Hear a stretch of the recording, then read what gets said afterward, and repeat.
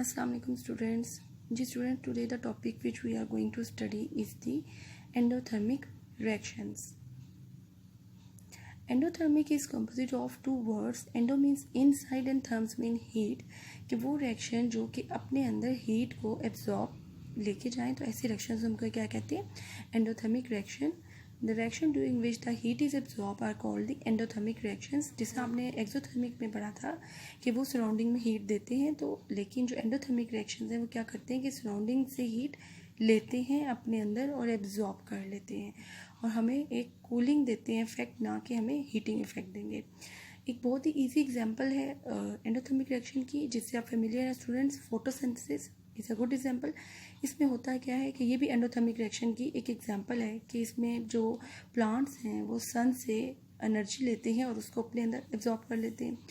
Evaporation of water, जो पानी जो बुखारात की फॉर्म में एवेपोरेट हो जाता है, वो भी इसी तरह एंडोथर्मिक एग्जांपल है. एंड मेल्टिंग ऑफ आइस, कि पानी का ये जो बर्फ़ का मेल्ट होना, ये सब ये किसकी एग्जांपल्स हैं? एंडोथर्मिक की. इस प्रोसेस में होता क्या है कि पुल द हीट एनर्जी, कि ये हीट एनर्जी को अपनी तरफ खींचते हैं फ्रॉम दी सराउंडिंग से to change from one state to another state. एक स्टेट से दूसरी स्टेट, जैसे कि एवेपोरेशन ऑफ वाटर मैंने कहा, तो पानी जो है वो लिक्विड फॉर्म से गैशियस फॉर्म में दूसरी स्टेट में कन्वर्ट होता है. इसी तरीके से जब मैंने कहा कि मेल्टिंग ऑफ आइस है, तो आप अगर देखें कि आइस क्यूब्स अगर हम बाहर रखें फ्रिज से निकाल के, तो वो आफ्टर फ्यू सेकेंड्स के बाद मेल्ट होना शुरू हो जाते हैं. वो सराउंडिंग से हीट लेते हैं और वो पहले सॉलिड थे तो बाद में वो लिक्विड में कन्वर्ट होते हैं, तो स्टेट उनकी चेंज हो जाती है. अगर हम इनकी इक्वेशन की बात करें एंडोथर्मिक रिएक्शंस की, तो जब भी रिएक्टेंट साइड है उसमें रिएक्टेंट्स जो है वो अपने अंदर हीट लेते हैं तो आपको प्रोडक्ट देते हैं. जब आपने एक्सोथर्मिक में पढ़ा था तो आपने ये देखा था कि रिएक्टेंट्स जो हैं वो रिएक्ट करके प्रोडक्ट बना रहे हैं और प्रोडक्ट के साथ हीट रिलीज़ होती है. लेकिन यहाँ पे रिएक्टेंट्स अपने अंदर हीट को एब्जॉर्ब कर रहे हैं. और एक बहुत ही इजी एग्जांपल है जो कि आपने की है, कैल्शियम कार्बोनेट को जब हम हीट देंगे तो कैल्शियम ऑक्साइड और आपके पास कार्बन डाइऑक्साइड गैस रिलीज़ होगी.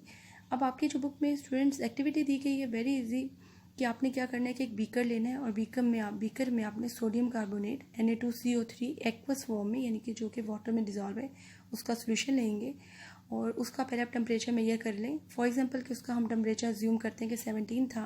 इसके बाद हम कैल्शियम क्लोराइड का सोल्यूशन, वो भी एक्वस फॉर्म, यानी कि वो सोल्यूशन जो कि सोल्यूशन का मतलब जो वाटर में डिज़ोल्व हो, उसको आपने इस सोल्यूशन में सोडियम कार्बोनेट में ऐड करना है. जब आप जैसे ही ऐड करेंगे तो टेम्परेचर वो सराउंडिंग से लेगा, ठीक है, हीट लेगा, तो टेम्परेचर जो है एकदम से 17 से समझे 18 19 होगा और फिर एकदम से वो ड्रॉप होके 15 14 13 तक चला जाएगा.